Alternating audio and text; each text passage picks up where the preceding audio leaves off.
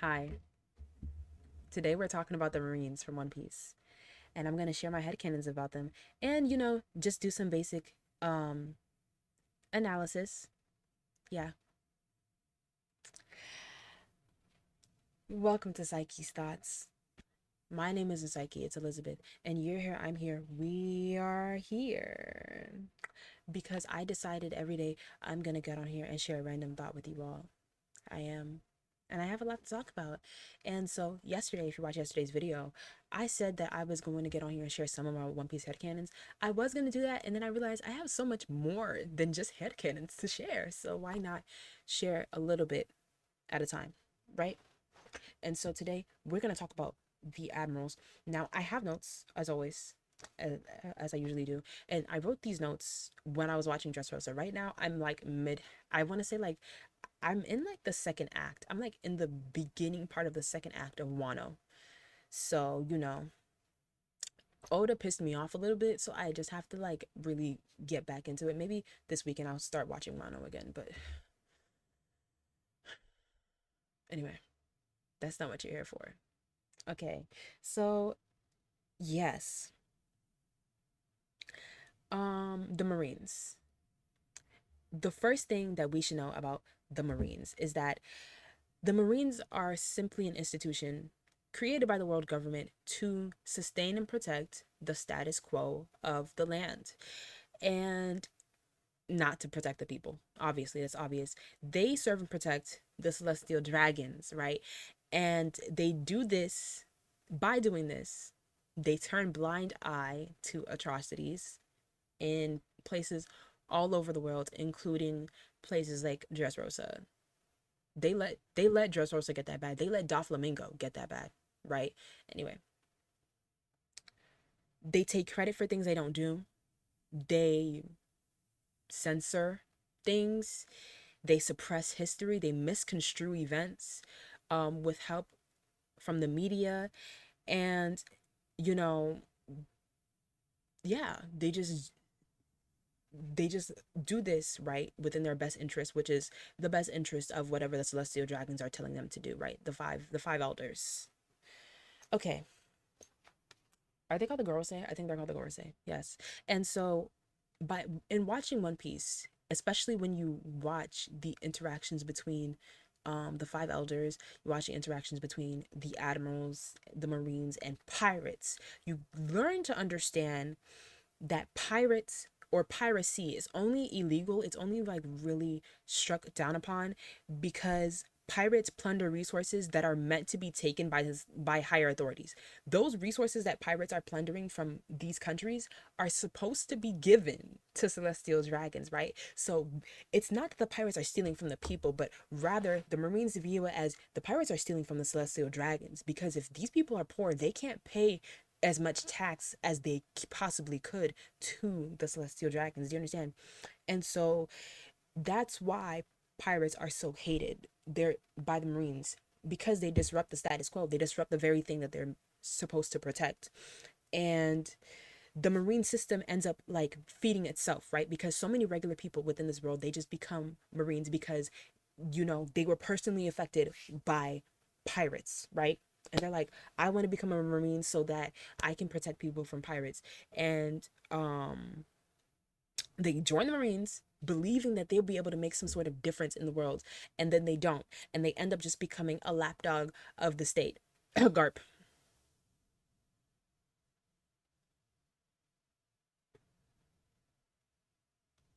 Garp. Okay, this is not about Garp. It's not about Garp. It's not about Garp.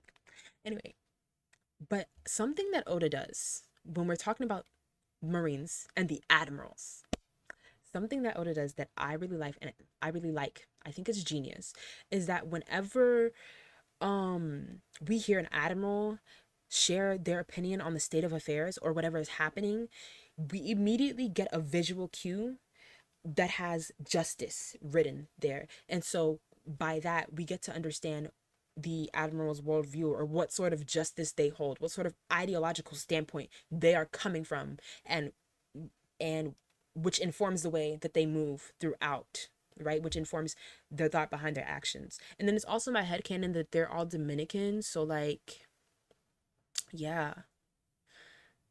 Yeah. Yeah.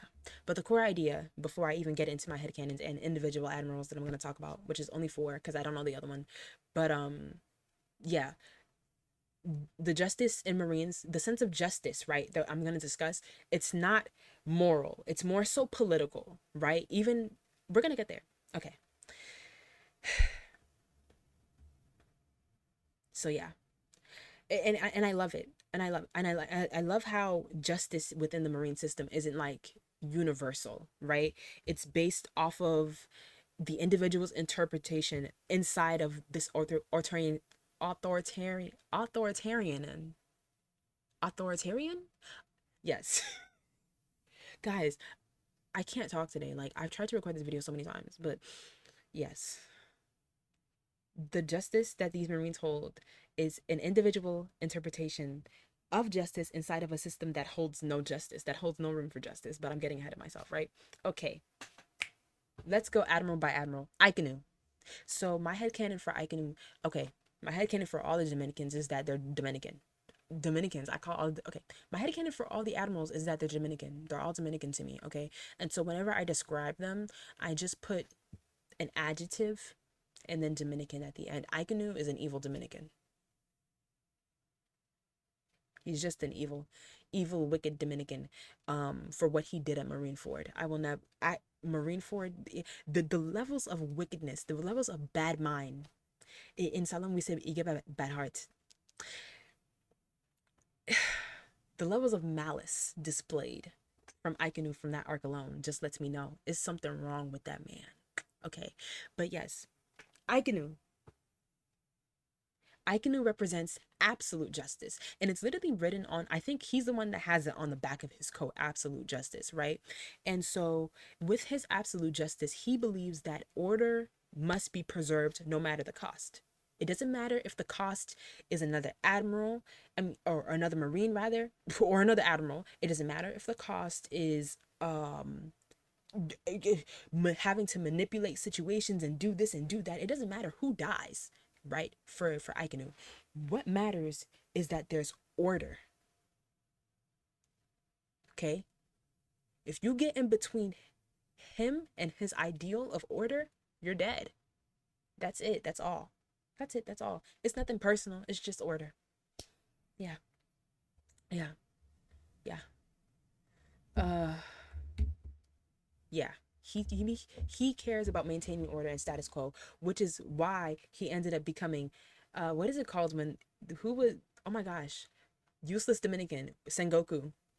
What type of admiral was he? Which is why he ends up becoming that admiral. But anyway, we're not talking about Sengoku today. I just call him useless Dominican. Anyway, Kizaru.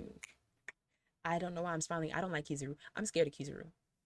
So my headcanon for him is he's scary Dominican, or my nickname rather. He's scary Dominican. I'm scared of him because he almost killed everybody in Subati Arpeggio, and I really thought people was gonna die, and I'm really shocked that nobody did. But yeah, ever since then, yeah, that's scary. It's scary. And it's also scary because of the justice that he represents, which is unclear justice. And yeah, whenever I see Kizaru on my screen, you get the sense that he does not necessarily um care. Like, he enforces the law without much thought about morality. He just enforces. He's just like, yeah, I'm just gonna do this. I don't really care about order necessarily. I'm gonna follow the, like, you're gonna follow the law in front of me. Like, you're a pirate, you're gonna die. Like, ooh, I'm sniffling too much. Like, he's not like Aikanu because he's not ideological like Aikanu, and he's not moral like maybe some of the other admirals are, like Fujitora. He's like bureaucratic. He's like, I got the order, so I do it. But sometimes, but he won't go out of his way to do anything. When Weevil was running around, he didn't get no orders to kill Weevil, so he's not gonna kill. He's not gonna, like, oh, he's claiming that he's Whitebeard's son, like, let him rock. Like, and I don't, he's scary. You never know what he's going to do, what he's not going to do. He only does what he's told, really. You don't want to see that man. He's scary. Yeah, I'm scared of him, really. Okay. Anyway, We get to Aikaji. Aikaji. I like him. I like him a lot. And yes, my nickname for him is just Dominican because I feel like, he's very like chill. Like it gave very much like clock in, clock out, like, and that also his personality is just like his justice, which is lazy justice, lazy or reserved justice, he's very morally ambiguous in terms of like he questions the Marines. He critiques the Marines and he shows mercy to people that he's not supposed to show mercy to. Like when he saved the young Nico Robin multiple times because he let her cook when he found out that she was with the Straw Hats, and he let the Straw Hats rock. Really, I mean, he froze Luffy, but he let them rock for the most part when he very much should have killed them. Um, he's the type of person where it's like, I'm gonna do just enough of my job to not get fired. You're not gonna make me do anything that I don't want to do. But you know, if I don't want to do something, I'm not gonna do it. But like with Nico Robin, he didn't tell them that he let Nico Robin live. He's just like she, you know, that never I nobody ever connected that back to him. That's so interesting. Yeah, he's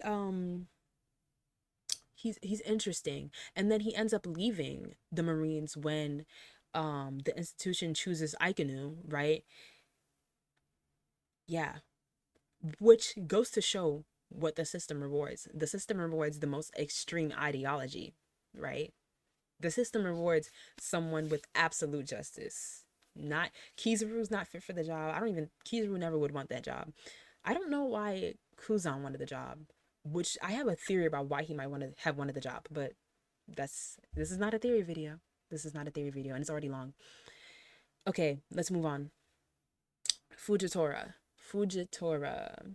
I call him old Dominican because, he definitely gives me like old head. He has what I would like to call old head optimism, which is kind of also relating to his justice, which I believe is moral justice.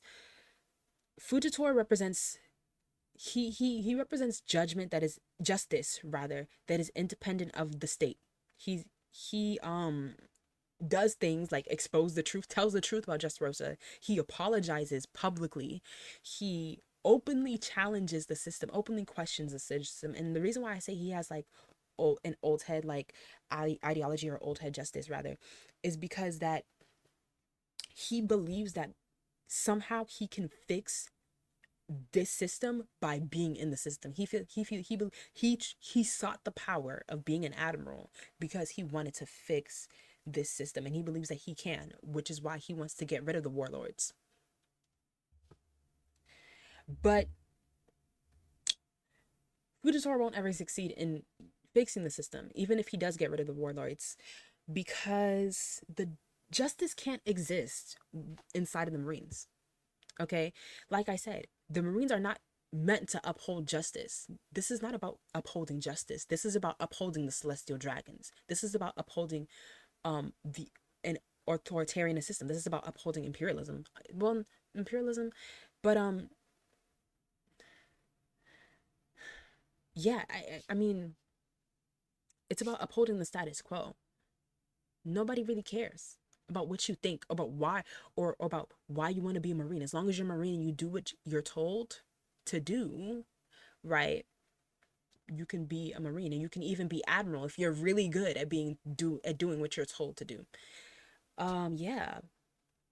So I think that the admirals, I keep saying the Marines, the admirals, they prove something important, that justice inside of the Marines is not objective. It's just justice, again, like I said, it's not moral, it's political. Even if you're Fujitora, he has a political reason for being inside of being an admiral. That's politics. But it's not moral and it's not objective. It's just different interpretations of power, right? It's just different interpretations of power within a structure, within an institution designed to protect the ruling class.